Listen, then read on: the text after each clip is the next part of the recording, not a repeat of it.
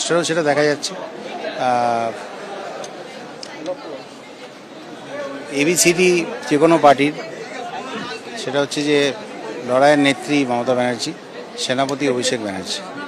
সেনাপতিকে নিযুক্ত করেছেন বা ওনার হাতে বেটন তুলে দিয়েছেন নেত্রী মমতা ব্যানার্জি। তো সেটাই ইয়াংস্টারদের বলে উদ্বুদ্ধ করা, এর মধ্যে আর অন্য কিছু আমার মনে হয় দেখা উচিত না, অন্য কিছু ছিল না। আমি অন্তত সেরকম কিছু মিন করিনি। না না না না, আমি দেখুন, আমি বিতর্ক ভয় পাই না। আমার যেটা মনে হয় আমি পরিষ্কার বলি, আমি বিতর্কের ভয় পাই না। আমার ইয়াংস্টার সবাই। তো আমার মনে হয় যে টিমটা আসল, টিম হচ্ছে মোস্ট ইম্পর্ট্যান্ট থিং। সেখানে টিমে ক্যাপ্টেন, ভাইস ক্যাপ্টেন সবাই থাকে।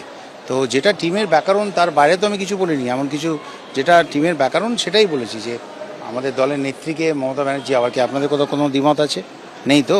আমাদের দলের সেনাপতিকে অভিষেক ব্যানার্জি আবার কে, কোনো দ্বিমত আছে?